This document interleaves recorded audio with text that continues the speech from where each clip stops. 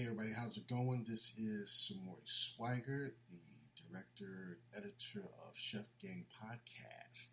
What we're doing right here is the director's cut, where I have my input on what we filmed, and just everything that went on in the process from all the different episodes. Just get my input, my feelings, just sharing it with you guys raw. So I'll be bouncing in and out of the footage here and there, just so you can kind of get my take on everything. But I'm very, very, very blessed to give my commentary on this. This was a brainchild of Chef Henry and Chef Kim to really highlight, expose,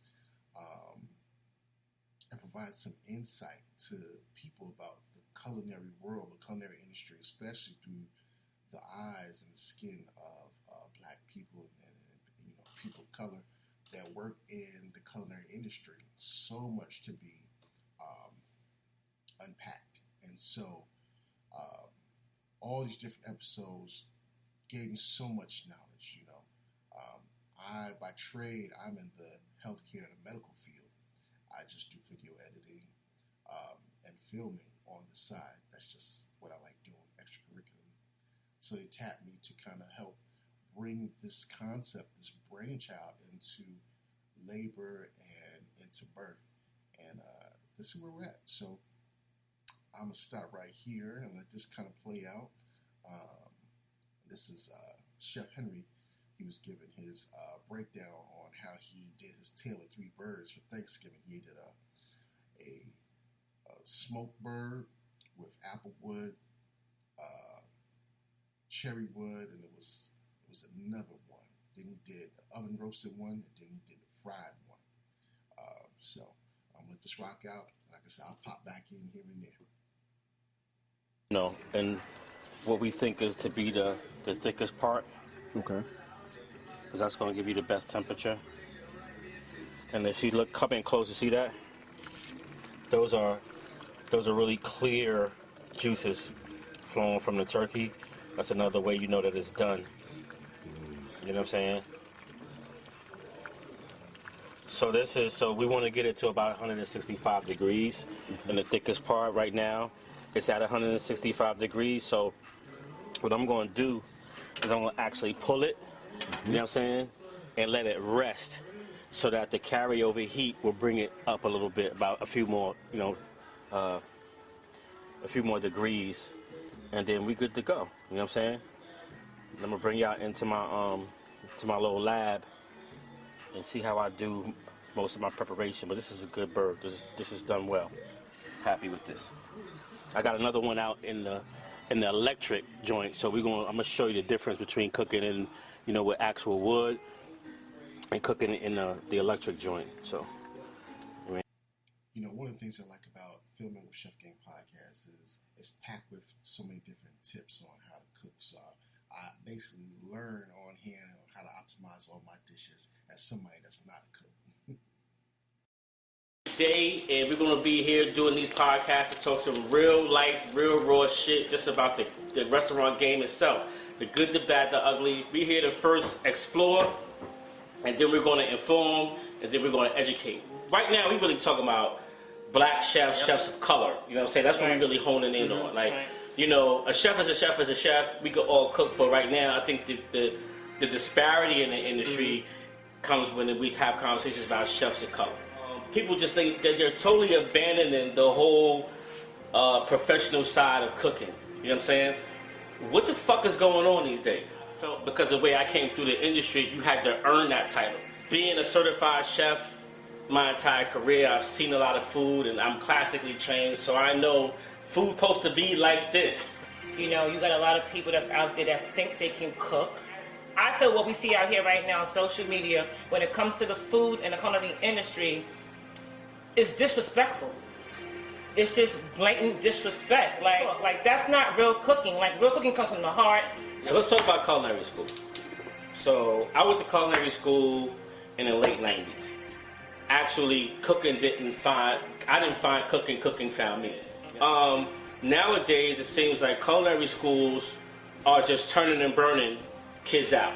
Yeah, so for profit now, they're giving them probably half the education that they gave us and turning them out in the world, and these kids can't cook for shit. So I think culinary school taught us passion and the love of cooking and the science behind cooking. There's a lot of science behind this. And the chefs that taught you had a passion for it. Yeah. And so when you were taught from people that had a passion for what they do, it kind of just made you want to be more proud and stick your chest out. Like, yeah, I'm supposed to be here. I'm in culinary school. It's what I want to do. I'm going to put, and it's just a whole different dynamic. But a lot of chefs I see that come through are just like what we're talking about. Like, they don't want to put in the work. They don't want to cook. No. You know what I'm saying? There's a lot of long hours and long days, and you got to work holidays, you got to work weekends, and you got to work nights, and you got to take time away from your family and so forth and so on to feed other people. And I just don't think that these days the chefs of color are looking to put that kind of work in to somebody else's restaurant. I mean, my question is, whatever happened to the black executive chef? Where is he? There is acute and direct degrees of racism and cultural disenfranchisement and things like that in the restaurant industry. Can we blame the internet chefs for what they do? Is it a valid hustle? I was just wondering, is the culinary game dead? Is the chef game dead? You know what I'm saying? Can we save it out here? Get this black chef community back where it needs to be. So that was the first trailer that shot, edited for the very, very first installment of Chef Game podcast. Chef Kim, Chef Henry really enjoyed it. It was raw, to the point. It kind of got to where the emotions, the seat of their emotions, they really enjoyed it. When I got the feedback that I got from it, it gave me more motivation and drive to continue doing what we're doing. And shoot, we're like, 7 episodes in now?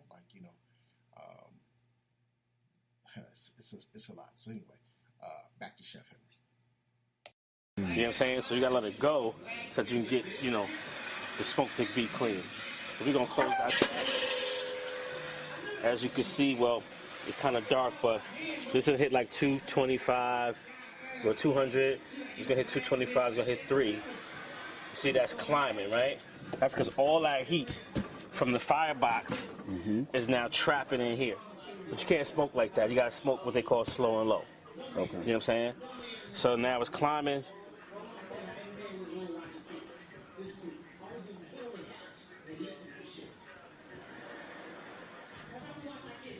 Like I said you before, this is this is what I call my accelerator. You know what I mean? Mm-hmm. So when I open it up, that's my gas. Mm-hmm. Right? Mm-hmm. When I need to slow it down and build some more heat in the box, I close it. I press the brake. When I want it to cook and I want it to circulate, I open my gas.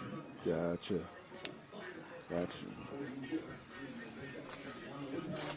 It's dark, but I can still see that smoke is like gray.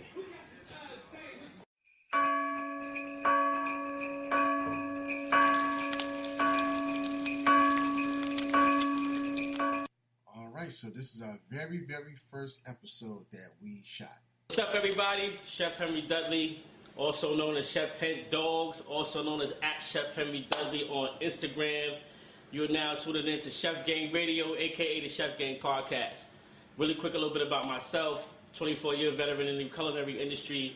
I've been a sous chef, executive chef, corporate executive chef, food and beverage director. You name it, I've probably done it in this game. And we're here today, and we're going to be here doing these podcasts to talk some real life, real raw shit just about the restaurant game itself. The good, the bad, the ugly, catering, everything. You know what I'm saying? We're here to first explore, and then we're going to inform, and then we're going to educate. My co-host, I'm going to swing it to them. Chef. You don't know my name? You got to tell the world. You gotta introduce yourself. That was a very good introduction, Chef Henry Dudley. Thank you. Hey everybody, my name is Chef Kimberly VanKline, also known as Passion for the Palate, also known as @Chef Kim VanKline on Instagram. Basically, I'm a caterer, aka the catering queen, what I've been called. I'm the person that you want to come to for high-end, upscale cocktail parties, weddings, things of that nature. That's what my specialty is in. I love taking very, very unique classical classic meals, entrees, and flipping them into small bites with big flavor. That's what I'm known for. I'm really happy to be a part of this podcast because it's been a long time coming. But you know, as you know, everything has to be done in this divine time. And so I feel the time is now because there's a lot of things out here in this culinary industry that basically just sickens me to my stomach, to say the least. And No pun intended. No pun intended. And I love the millennials, and I love what some of them are doing. But some of y'all need to get your little throat snatched up and bring it back to where it needs to be come from. Some of y'all ain't got no home training. So we're going to take this podcast and we're going to just make it a platform for everybody to come in, feel free to voice their opinions, give their feedbacks, and just help get this black chef community back where it needs to be. I'm going to now over to our next boy, which is Ryell, and he's going to take it from here. Yeah, well, thank you all. Thank you so much. I'm Ryell Bradley. I'm a restaurant manager. I'm a general manager at this point at the Granite City Food and Brewery in the National Harbor, for those who don't know. Come see me. I've been in this industry for about 8 to 10 years, on and off. So I know the ins and outs. I live for the details in it all. Right. I'm very corporate restaurant-esque, so I know all the ins and outs. It's just what I live for. That's what my passion is. It's definitely the restaurant life.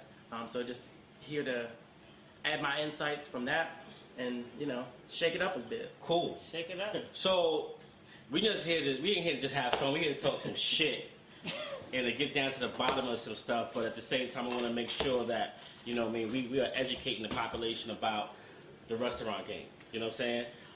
You can pick up your phone at any time and go on Instagram, go on Facebook, because you're going to see a whole lot of shit. Right? Being a certified chef my entire career, I've seen a lot of food, and I'm classically trained, so I know food's supposed to be like this. At least that's what I was told, right? That's how I was trained. But you see all type of crazy going on right now. You see chefs that are just selling food online. You see guys that are, that the presentations ain't looking good. People just think that they're totally abandoning the whole professional side of cooking. You know what I'm saying? What the fuck is going on these days? It's interesting just hearing them talk, because as an industry outsider, you don't really realize what's going on in certain industries until you're actually deep involved inside. And you could hear them talk about the bastardizing or the corruption or the mutation of the traditional culinary experience and teaching, and the appreciation for the craft and the art. But as an outsider, you don't really think about that. You just say, I just want my food. I just want it cooked, I want it clean, and I want it to taste good. But you don't think about all the other things. Everybody don't get a trophy, right? I'm like, come on, people. You know your child. You know that little motherfucker can't sing. Right. And you put them out there on mainstream media doing these YouTube videos, and that's going to do more damage to their self-esteem than anything else. Right. You got to be honest with your kids. And I feel what we see out here right now on social media when it comes to the food and the culinary industry is disrespectful. It's just blatant disrespect. Like, you got to look at where's the passion. There's no passion. Like, I'm tired. If I see another motherfucking lobster tail fried and another crab fried in the shell on mac and cheese and all this gravy on it, I'm going to shoot myself. Like, real talk. Like, that's not real cooking. Like, real cooking comes from the heart. How we say when you do gumbo, you just said this. You know good gumbo. You make good gumbo. You make good gumbo. It's a process to that. Yep. There's no shortcuts Right. in a real, authentic gumbo. There's no shortcuts. It's love. And I feel all the social media gives people these so-called, and I'm gonna call it this, IG chefs. And don't get me wrong here. I happen to be classically trained. So have you. I don't know if you know. So you didn't go to culinary school, right? But he manages the whole restaurant by himself, and he's really good at it. But what I will say is that you don't have to be classically trained. It all starts with the love in your heart, and it all starts with passion. I don't believe school can teach you how to cook. Yes. I believe school can teach you technique. It can teach you the lingo of the kitchen. It can teach you how to run a restaurant, hospitality, all these things. Cooking comes from within. So let's talk about culinary school. So I went to culinary school in the late 90s, right? Right out of college, did my own thing with the record industry for a while. Went to culinary school because actually I didn't find cooking found me. You understand what I'm saying? I never had any intent on being a chef. Cooking was a side hustle to me, just for the simple fact that coming from my family was second nature. I was good at it. Right. What do you mean cooking found you? Meaning that I did not seek out to be a professional chef. You know what I mean? With my grandmother teaching me how to cook and being a latchkey kid and cooking on my own and so forth for survival purposes, you get what I'm saying? It wasn't in me to be like, yo, I'm going to grow up and be a chef one day. You understand what I'm saying? I wanted to be a record company executive. That was my thing. You know what I'm saying? And then I was doing the record company job during the day, and I was supplementing my income at night and cooking in a restaurant. It so happened I was good at it. The chef convinced me that this is what I should do with my life. I went to culinary school part-time. I've been rocking with it ever since. So that's what I'm saying. Like, it found me. I didn't find it. I wasn't looking for it. It's kind of like falling in love with a girl that you never thought you was going to fall in love. They just dropped out this air one day, and you're like, oh shit, now I'm in love. You get what I'm saying? That was kind of the same thing with that. But did you feel the same way? Did you feel that that's what you be doing with your life? When he felt that about you, when he came? Nah, I didn't. It took me some time to really figure it out and look at my hands and look at what I was presenting and what I was doing and looking at what other people was doing. I was on the same level as them. So it's just a natural progression for me. And it's culinary school just fine-tuned all that. It taught me, I was cooking, but I didn't know why. When I got to culinary school, I learned why. If that makes sense. I learned technique. Sense, yeah. I learned how to do this. I learned, a process of how to get from butter to butter sauce. I learned how to get from other sauces and derivatives and so forth, so on and sauce and da-da-da. So with that said, nowadays it seems like culinary schools are just turning and burning kids out. It's so for profit now. And giving them false hope. Yeah, it's so for profit now. They're giving them probably half the education that they gave us and turning them out in the world. And these kids can't cook for shit. So they go into these, this is my opinion, they go into these restaurants and they're working, they're getting their asses kicked on the line. They don't want to do that kind of work. They don't want to put that type of work into it. And then they come out, they go on IG and take the little bit that they learned in the kitchen, and all of a sudden they chef such and such, and chef this and chef that. When all along they just glorified line cooks. Right. They were line cooks that learned a little bit, and they jumped out the window. So am I being unfair in that assessment? Or no. How long did it take you to really feel comfortable saying that you were a chef? After culinary school, I'm saying. Or how many years do you feel it took you to really say and be confident in that, knowing that you owned your craft at that point, to say, you know what, now I can call myself a chef? It took me some time because I felt, because of the way I came through the industry, you had to earn that title. Just because you went to school for it doesn't mean, like, you don't go to law school, then you walk out of law school. And all of a sudden you're an attorney. You're a doctorate, and you're like, bam. Right, you understand what I'm saying? So it took time for me to get to that point. When I first got my first business card that said Henry Dudley, sous chef, to me, okay, I'm a chef now. You understand what I'm saying? And I had to work my way to that. Nowadays, like, people will just go online and say, call themselves anything. Right. So my concern is, like, I'm gonna throw this question to y'all. What is that doing to the industry? That's the first question. And the second question is, can we blame the internet chefs for what they do? Is it a valid hustle? I think for me, so my story is different. So I was always corporate. I didn't go to culinary school till I was in my late 30s, approaching 40. But I always loved to cook. I was always that girl that you came to my classroom, or you came, to my house. I was cooking. I was doing pans back in the day out my house. Lenox Terrace. I was selling fried fish and chicken and ribs and all this kind of stuff. Always loved to, and was really good at cooking. So I can always cook because I had a grandmother that can cook. And I was taught that at a very young age. When I went to school, reality set in. Because now I'm coming from a 6-figure income in the corporate world, being in my job for over 15 years, to now I want to be a chef. But when I made that transition, I wasn't ready for such the salary. Right. So this was career change for you. Career change. This was later on in life. Right. This wasn't straight out of high school. I want to be a chef. I already established myself. I had bills up the ass at this point, and I had to make a decision. Like, okay, I'm going to do this. I was smart in the fact that, and got lucky in the fact, and thank you God that He gave a package. So the package that we got, I had so many years in the company. I got a really nice, hefty package that I can kind of, come out, leave the job, resign with a nice package, nice 401k, set that aside, paid my rent up for a year, and now I'm going to dive into this culinary world and get my ass kicked. I did an internship. I started going to the Hamptons cooking. I worked this place, that place. I learned very early on I did not want to be in a restaurant. I learned that very early on. Come on, you didn't want that smoke? Very early on. Come on, man. No. Come on. I worked for John George, right? And I worked at a place he had named JoJo's, and it was in Manhattan. It was in Lexington Avenue. It was in the Brownstone. Really high-end French fine dining at its finest, right?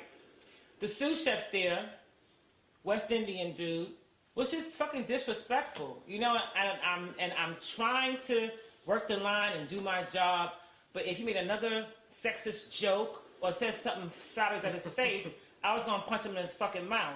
So it got to the point that it got so bad. One of the funny things I like about Chef Gang is Kim.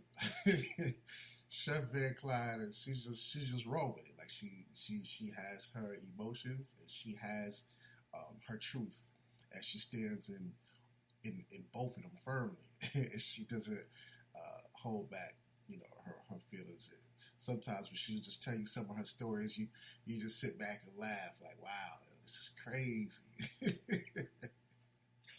I ended up where I'm at now, right? And that's what spoke to me, and that's been my journey, and I've been very successful at it. What was your other question? So, we were talking about culinary schools.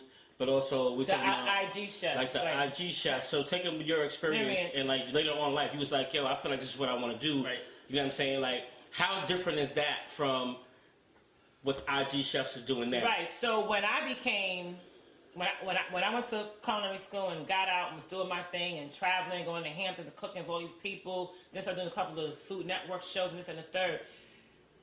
IG had just come out. Something had just come out. It wasn't really something that's out there that you can go in there and put your food up there and talk smack and get feedback and this and the third. So then when me and you met, that's when that wave started. Right. Like there was a IG page called Cooking for Bay. And he was just Cooking for Bay is still rocking too. Right. Shout out to Cooking for Bay. Right. You know what I'm saying? You didn't come up here and show your face, you know what I mean, to the Chef Gang Radio podcast. Exactly. Because this dude's page is funny. Because he posted stuff that people put, and in their mind, they think they doing some shit. They're doing something. Cooking for Bay. Right. Cooking for Bay. But the shit be fucked up. It be all kind of, what was that shit? It was chicken and waffles and a burger. It was a chicken, waffles, lettuce, tomatoes, like the fucking chicken and waffle Big Mac. Some dude did a cake. The cake was all meatloaf and mashed potatoes was the frosting. What? And he had chicken wings on top of it as a decoration, like carrot cake. You know what I'm saying? And they was doing something. And so I think what happens is that this just shows the lack of you going to a real classically trained school. Because had you gone to school, you not putting no shit out there that looked like that. Right. This is what I was talking about, where you look and you listen to the stories and the perceptions from Chef Henry and Chef Kim. And you see how they evaluate things from a classically trained chef, culinarian. And then they look at how, like I said, I think bastardization is the correct word. The bastardization of cooking is happening. And you don't really pay attention to it until you have real professionals show you this. And then you're like, yeah, that doesn't make sense. This is crazy. What's happening out here?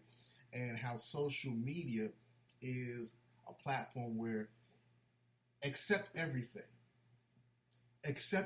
that's provided to you. And people becoming stars and being famous for putting together shit. Well, for the culinarians, I think that level of that IG chef that you feel, that comes through the restaurant industry too. Mm-hmm. People feel like, I make plates. To me, it's the same. Because it's like, I make plates, so that makes me a chef. No, that doesn't make you a chef. Like it means you're making plates. That means you know how to make a plate. And your plates aren't even that great. Right. But you see a lot of that. You see a lot of people who just are glorified cooks. And in the restaurant industry, if you're not with a brand that hones in on the chefs, you find a lot of that throughout your entire brand. Right. Because it's like, oh, this was a cook, and they're dedicated, and they show up. Anybody can show up. I can have a dishwasher show up. Did that make him an executive chef? Right. No. But a lot of times that's what we get. And I've seen plenty of people, the high level, the low level, the mid level, and it fluctuates so much because they know how to make something look good, or they know how to talk about something. Like I had an executive chef, he could talk a good game, good game. Like just because he knew about jicama. Mm-hmm. They got so excited. Oh, you know what jicama is?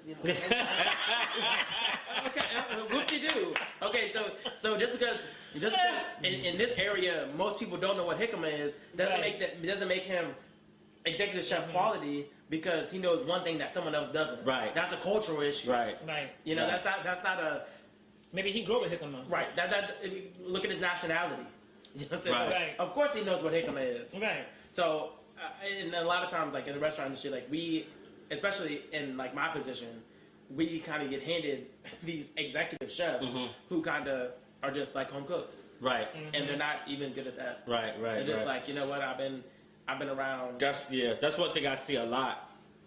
A lot of chefs, and I'm not going to name drop, but there's a lot of chefs in the DMV area, black chefs at that. You know what I mean? Because right now we really talking about black chefs, chefs of color. You know what I'm saying? That's what we're really honing in on. Like, a chef is a chef is a chef. We could all cook, but right now I think the disparity in the industry comes when we have conversations about chefs of color. You know what I'm saying? And a lot of chefs I see that come through are just like what we're talking about. Like, they don't want to put in the work. They don't want to cook. No. You know what I'm saying? There's a lot of long hours and long days, and you got to work holidays, and you got to work weekends, and you got to work nights, and you got to take time away from your family, and so forth and so on, to feed other people. And I just don't think that these days the chefs of color are looking to put that kind of work in to somebody else's restaurant. Right. I think there's another thing too. As filming all of these different episodes, getting that insider perspective, we really don't think about the lifestyle of chefs, the quality of life, and that work-life balance. If you talk to a lot of professional chefs, which I've had the opportunity to working and developing the Chef Gang podcast, you'll start to understand and learn that there's a horrible work-life balance in quality of life, simply because of the demands on their time. It's ridiculous, and the pacing of all the work that needs to be done, high stress, high volume,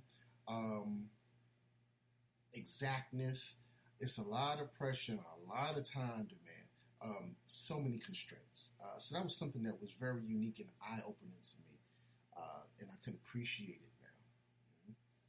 That in my pocket, that's not a good move. Right. And you used it, but a lot of times, especially our people, we're not receptive of that failure to use it as a stepping block to get to where we want to be. Everyone tells us, oh, you want to work for the man. Listen, child, the man is paying the bills and he ain't got no problem doing it. So I'm going to let him pay for a little bit because I want to get to a point where it's mine. Right. You know what I'm saying? So I'm going to take ownership of what I have, this space, because if I continue to have that ownership of it, when I move into my own, I will always also have that ownership. But if I don't have the ownership now, you're not going to be able to just click on it like that. You're going to click on it once you start realizing that all your money's I mean, my question is, whatever happened to the black executive chef?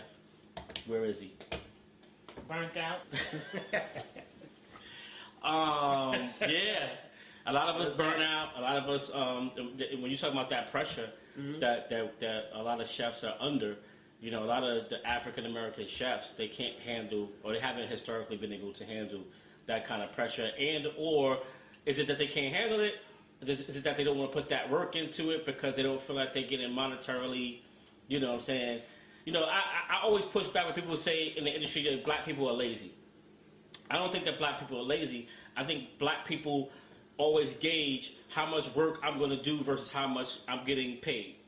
And we tend to do that more than to say, okay, well, let me just do my job and then make it up. You know what I'm saying? Like, let me just do my job and like kind of jump out there and make it happen. You know, because that's where I'm at. Like, I feel like I make enough. Right. Not necessarily. I make enough to like do what I need to do. Mm-hmm. And guess what? I'm gonna put me on the table. Like, what's up? It couldn't be done. I just did it. Where is my money? The money? Right. And then I can think argue with another that. thing, I think another piece to that, important piece, is that, say, an executive black chef already is not getting paid the same money as a white executive chef. And I think even in this whole industry, we are always the lower paid. You know what I'm saying? Outside of the Hispanics. Mm-hmm. You know what I'm saying? We're always the lowest paid when it comes to a white person coming in that don't even do the work that we can do, but they get paid more money than what they should get paid. And I think when we go into something getting that, you go into this whole mindset of that, why am I going to put all this extra work in this when I'm not going to get paid for and get compensated for it anyway, but yet this white boy can come up here that has not done half of what I've done, Right.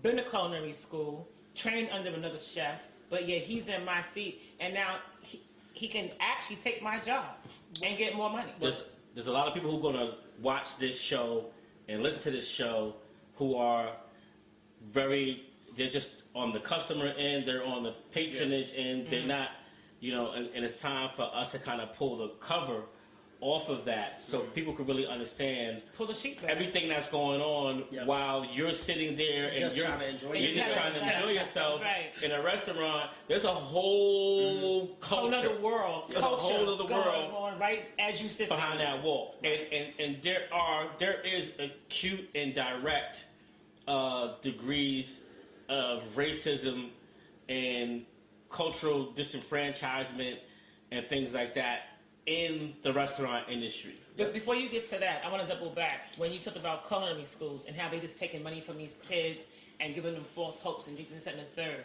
Remember City Table? Mm-hmm. The young girl that came and spoke to us and wanted a job there. Mm-hmm. And we put it and we put her on a trial day. So she said, "Oh, I'm from New York. I'm from Harlem. This, that, and the third."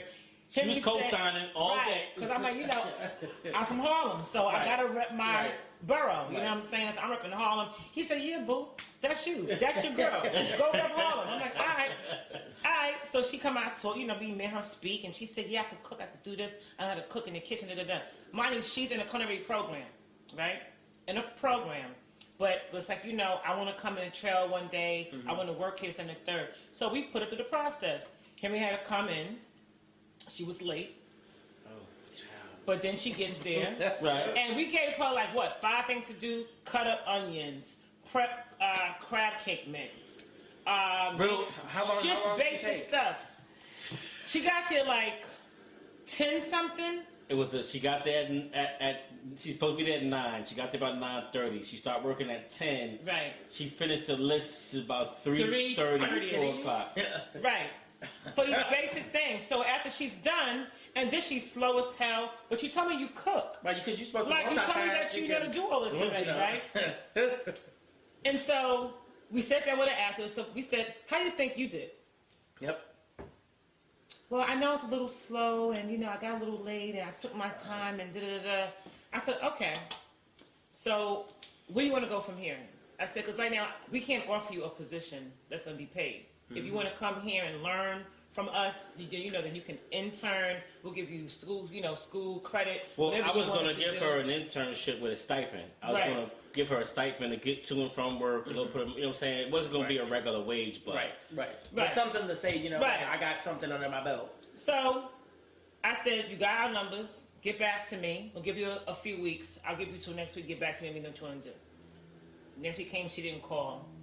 She comes into the restaurant with her friends or whatever case may be. They came for dinner. So I go snatch it up and said, come on, let's go talk real quick. I said, I haven't heard from you. I said, so what's going on? Well, I spoke to my mother, and my mother knows I can cook. And she said, and so I'm going to be honest with you, I was insulted. So now I lean in. I'm like, insulted? What was you insulted about? Well, because, I told y'all that I could cook, and then, you got me chopping up onions, and chopping up this, and chopping up this and the third, and I want, I thought I would, just come in here and be on the line and do brunch and put out food. No. I said, sweetheart, let me say something to you. I said, my internship, and I did not get paid, you know where I was at? In the basement with Mexicans, chopping up cases, not fucking 4 and 5, cases of onions, cases of mushrooms, fabricating cases of chicken, fabricating cases of salmon, prepping for, are you kidding me right now? I said, this is the problem with you young millennials right now. You go to school, you go in this craft, just think that, you feel that you know everything. And you haven't even finished the program. Right. I said, what do you want to be at the end of this? You're in school to be what? I want to be a restaurant consultant. I said, okay. So you want to come straight out of school and be a restaurant consultant. And telling me how to run my business. Right. I said, so let me ask you a question. Do you know food costs? No. She was like, No. I said, break down the food costs for me. I said, okay.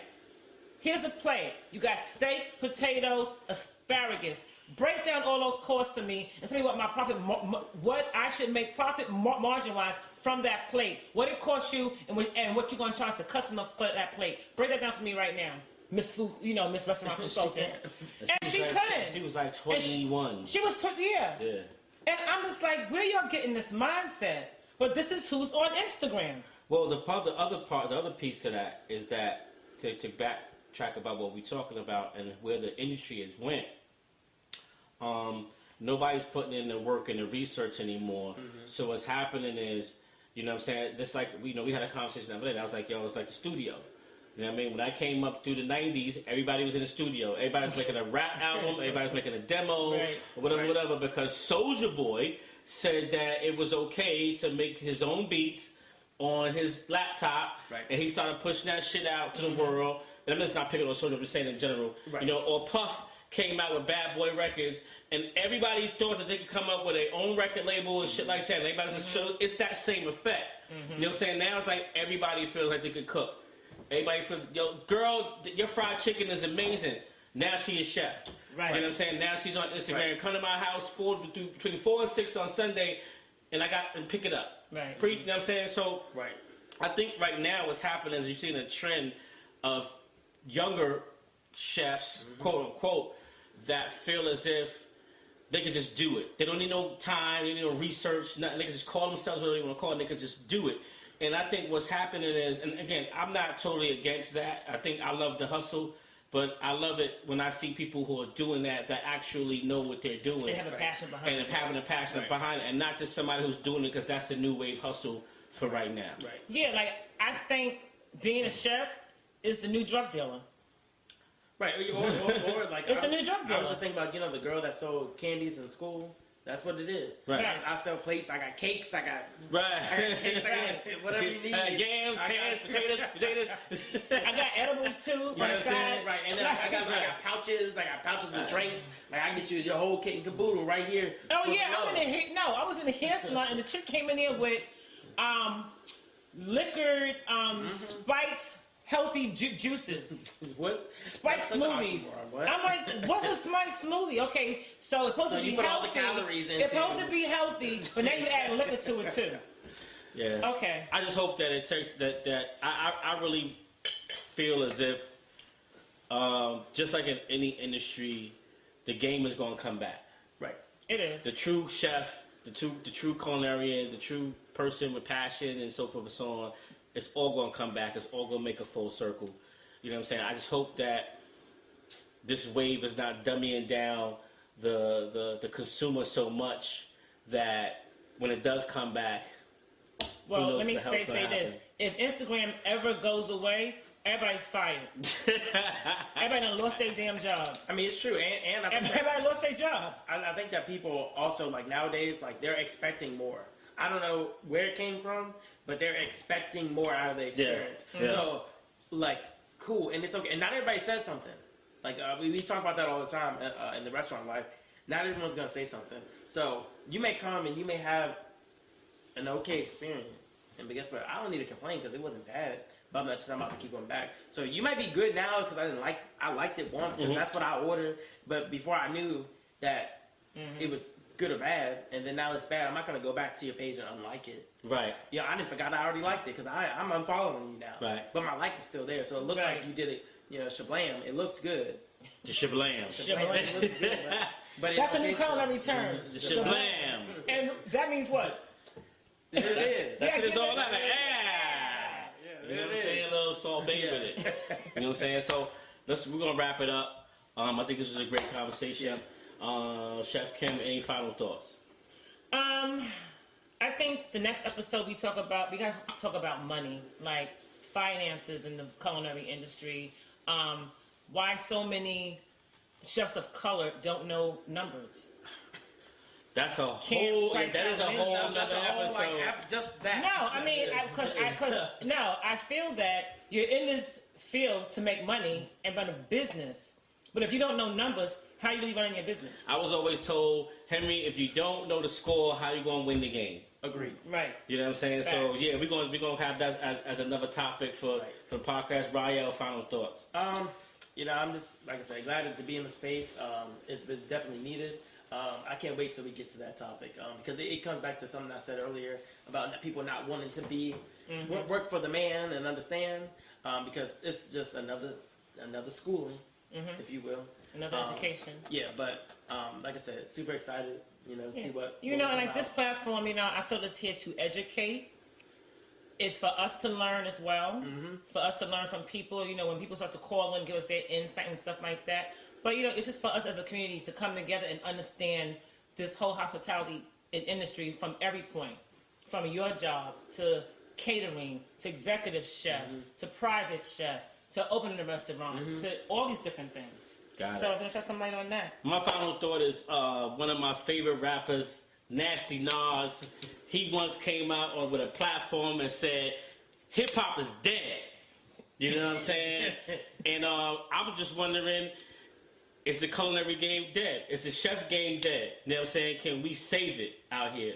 Can we make it better? You know what I mean? This platform is here, like we said, to expose, you know what I mean? To elaborate, and then to educate. You know what I'm saying? Like, we talk a lot of shit on here, but enough respect to all chefs in the industry. It takes a lot to do what we do, you know what I'm saying? But with this shit, there's shit, you know what I mean? When there's smoke, there's fire. So we got to call it how we see it. Yes, so, all right, everybody out there, it's time to go eat. Yes. Yeah, we about to go break some bread.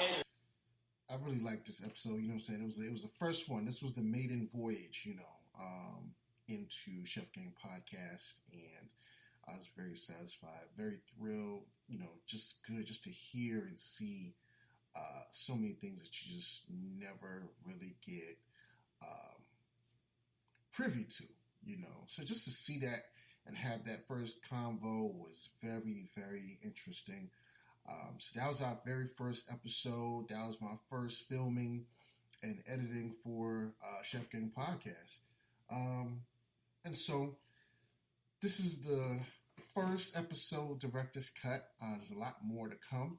Hope you stay tuned. Share this, like this, tell your friends on all your social media, Facebook, Instagram, all of that, Twitter. And with that being said, we're out of here. Next installment is going to be very, very dope. That one will be She Chef. No. I'll decide. I'll decide which one I want to do. I don't know if I want to do She Chef or if I want to do Farm to Table. Yeah.